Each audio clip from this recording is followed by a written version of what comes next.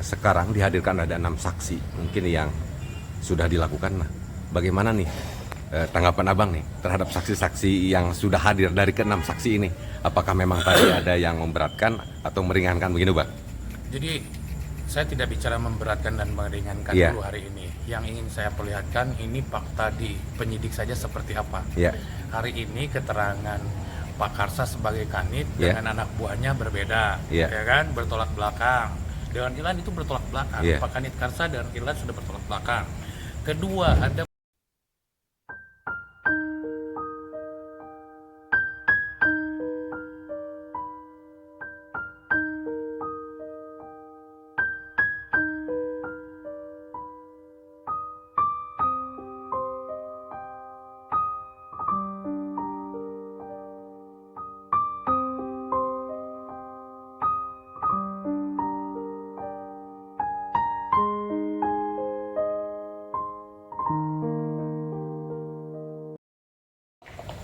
ya kita ikuti saja sampai 8:30 malam ini juga kan nggak ada masalah kan. Tadi itu saksi dari JPU kan Pak ya? Semua saksi yang dihadirkan hari ini itu saksi dari jaksa penuntut umum. Saya tidak tahu berapa jumlah saksi yang dihadirkan di berkas itu, setahu saya kurang lebih ada 50 orang. Tapi teman-teman tahu kan bahwa di awal itu yang diperiksa itu ratusan ya. Tapi apakah ini saya tidak tahu apakah ini dimasukkan dalam berkas atau tidak. Ada bocoran saksi siapa aja Pak? Belum tahu. Katanya sehari sebelum sidang baru dikabarkan ke pihak kami. Ada bocoran Yoli sama Yanti katanya Pak, sama Danu. Ya, dengar, Pak? belum tahu saya. Ya siapapun mau dihadirkan ya kami siap. Ya. Bang, ini izin Bang, saya tadi kurang begitu menyimak. Setelah sekarang dihadirkan ada 6 saksi mungkin yang sudah dilakukan. Nah, bagaimana nih tanggapan Abang nih terhadap saksi-saksi yang sudah hadir dari ke-6 saksi ini? Apakah memang tadi ada yang memberatkan atau meringankan begini, Bang?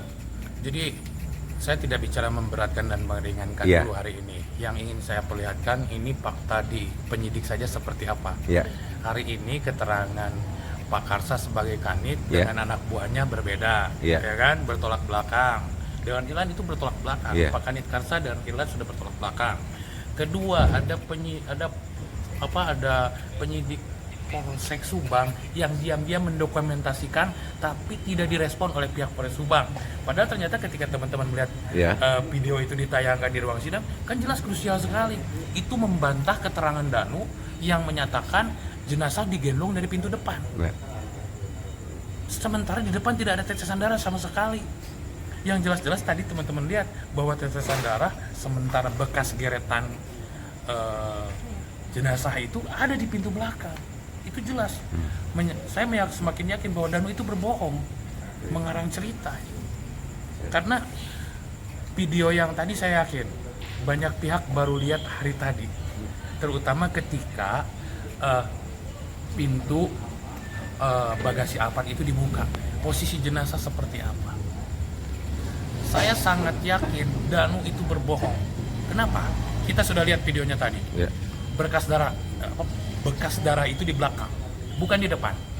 Sementara direkonstruksi Danu memperagakan seolah-olah Pak Yosep itu membawa dari pintu depan. Ya, kalau memang itu terjadi berarti orang yang lalu lalang di jalan akan melihat posisi Danu atau Pak Yosep menggiring jenazah. Kalau versi keterangan Danu itu. Tapi keterangan Danu seperti dituangkan dalam dakwaan terbantahkan oleh bukti yang sebenarnya dimunculkan oleh penyidik sendiri. Pak Roni memperlihatkan video bahwa di TKP pada pagi hari itu darah itu berceceran di belakang mobil. Masa darah di belakang mobil kemudian jenazah dibawa lewat pintu depan? Kita uji nanti keterangan Danu seperti apa. Kita minta video itu ditayangkan, ya kan? Kita minta kepada penyidik ataupun jaksa untuk video itu ditayangkan kembali ketika Danu diperiksa. Nah, jangan asal ngaku saja ini. Ya, kemudian berkaitan dengan bak jelas di situ. Di bak itu ternyata sprint belum turun, baru masih dalam taraf monitoring, orang sudah turun, penyidik Polres Subang sudah turun, ya bahkan Pak Kanit Presmob langsung masuk ke TKP, sementara Inafis belum datang, ya kan. Satu, kedua posisi bak itu jelas Nah ini tadi kan ini terbukti ada 3 jaket, 2 ditemukan dan 1 tidak. Ini yang kita cari. Helm itu ternyata ada foto yang saya perlihatkan tadi, itu helm milik Yoris, ada di depan pintu. Helm Amel yang dipakai oleh Yoris di depan pintu depan di teras. Iya. Itu kita klarifikasi bahwa itu adalah helm Yoris, helm yang dipakai Yoris milik Amel. Ya. Jadi saya yakin pagi-pagi sebelum Inapis datang itu Yoris sudah ada di TKP. Bukankah itu yang diendoskan kepada anjing pelacak dengan Betul. helm kuning itu? Ya, bukan helm kuning, helm yang warna hitam, hitam titik-titik atau ada ornamen hitam, garis-garis. Garis-garis putih. Itu adalah helm Amel yang dipakai oleh Yoris. Helm baru kayaknya.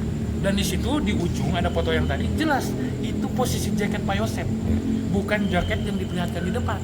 Karena yang di bawah di depan itu ada warna birunya, jaket tebal. Dan itu sampai hari ini jaketnya nggak tahu ada di mana. Iya. Bang, Mungkin Bang, bagaimana tanggapan Abang? Tadi ada salah satu saksi mengatakan bahwa Ramdhanu di awal-awal sudah menyebutkan nama Pak Yosep memilih Bidan Arigi.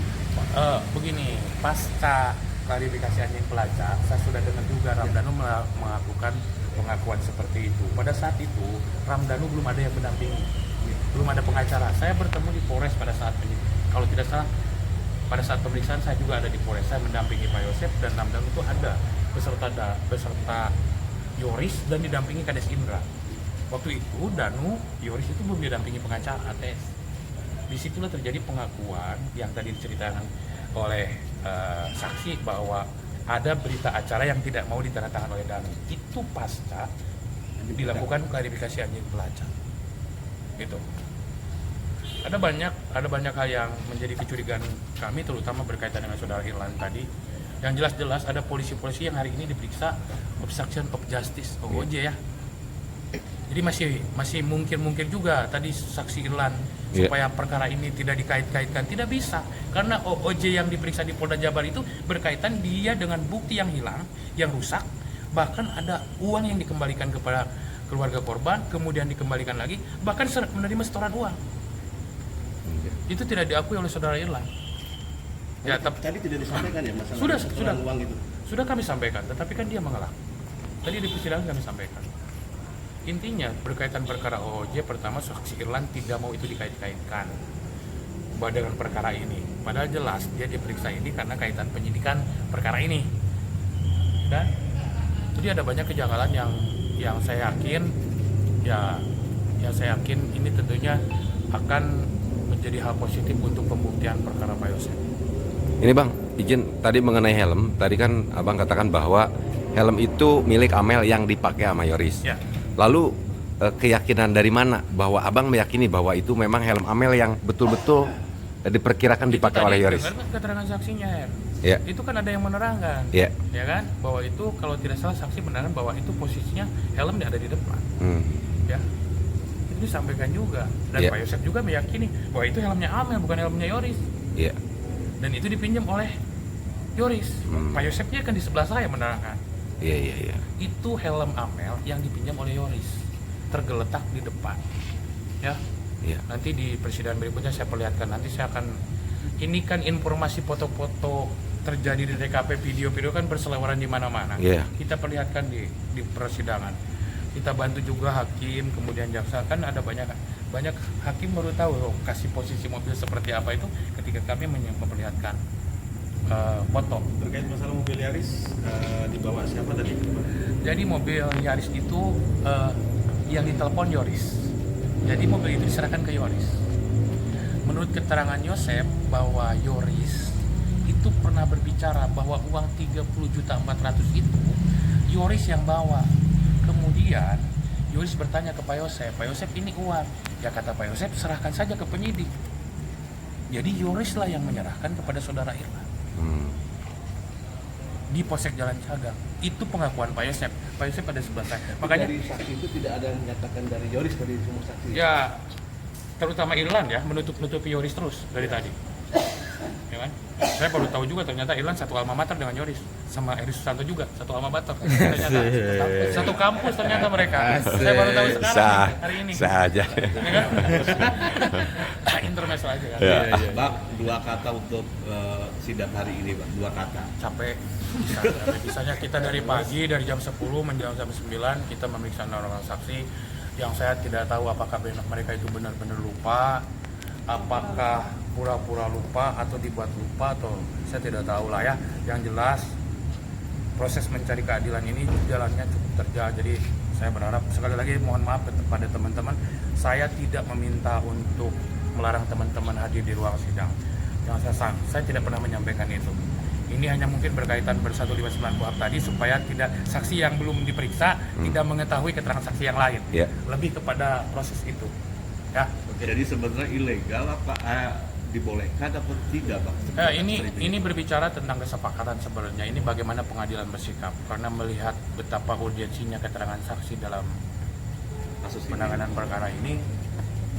Ya, tentunya pengadilan mungkin bersikap harus seperti apa. Iya, memang tidak eksplisit kan? Tidak eksplisit. Tidak. Sebenarnya tidak ada. wajib. Tapi ini untuk kepentingan Ya. proses penyidikan, proses penuntutan Iya. persidangan Hakim juga ya, Bang, ya. Dan ini memang kewenangan ketua pengadilan. Sekali lagi saya mohon maaf, saya tidak pernah meminta itu. Mungkin pada saat putusan selah kemarin ada pertimbangan supaya saksi yang satu tidak mendapat bocoran keterangan lah. Iya, Gitu kan, kurang lebih seperti itu. berhubungan. Ya. Bang, tadi izin nih satu kali lagi nih, sebetulnya tadi ada sedikit yang menarik dalam proses persidangan pembuktian tadi. Apa yang Manakala satu alma mater bukan. Ini manakala Abang nih bertanya kepada Dekat, kayaknya. Pak Irlan ini, Pasti dikat. tetapi instonasi nada bicaranya agak sedikit, aduh, lumayan ini. Gimana itu, Bang? Lumayan gimana maksudnya? Ya maksudnya kata Abang tadi, mohon maaf juga katanya, nih saya agak sedikit emosi katanya, kata Abang. Nah, apa Iya, yang menyebabkan karena Abang begini, sedikit emosi itu? pertama, saya tanggal 25 Agustus ditelepon Pak Yosep dan Pak Mul Iya. malam hari ketika ada informasi bahwa pihak Polsek Jalan Cagak akan mengembalikan barang bukti. Iya. Saya sarankan Pak Yosep, jangan Pak, itu saya nanti telepon ke Polres Subang. Saya langsung telepon Pak Kanijul pada saat itu. Pak, itu ngapain? Berkas barang bukti diberikan, kan itu dibutuhkan untuk penyidikan. Ya. Nah sementara itu saksi Irlan itu mengelak terus dari tadi. Saya nggak tahu apa yang ditutup-tutupi oleh saudara Irlan, ya kan? Iya. Yang jelas ketika pertanyaan-pertanyaan merujuk kepada keterlibatan Yoris, kemudian uang yang 30.400.000, itu Irlan seolah-olah tidak tahu terus. Masa tas itu datang seperti ginilah. Kita sekarang coba-coba datang ke Polsek, ya. Kira-kira orang Polsek tahu nggak kalau kita datang? Pasti ditanya, Bapak siapa? Mau kemana? Mau ngapain? Ini tiba-tiba ada orang bawa tas, isinya duit dan barang bukti kejahatan. Masa Irlan tidak tahu? Bagaimana kalau itu bom ya? Ya kan? Gimana kalau misalnya itu yang membahayakan? Bagaimana jika ini, Bang? Misalkan nanti kan Yoris jadi saksi, tentunya akan dipertanyakan juga hal ini. Ya nggak jadi masalah. Bagaimana kalau Yoris misalkan tidak mengatakan bahwa dia memberikan uang? Begini saja. Yang namanya kan ini persidangan, ya Iya. kan? Lagi kan ini pro justisia terbuka untuk umum. Semua orang bisa memberikan keterangan apapun hari ini, Iya. termasuk berbohong. Padahal sudah disumpah, ya kan? Semua orang dalam hal ini bisa. Oke, cukup ya? Jangan dikat ya tadi satu Oke. alma mater itu. Oke, nggak akan dikat, Pak Roman. Dari Susanto, Irlan, Yoris itu satu alma mater ternyata. Waduh, iya nih. Di Universitas apa Pak Heri? Hah? Universitas. Kan udah tahu masa. Ya udah ya, cukup ya. Terima kasih, Pak. Siap. Oke, Pak. Siap.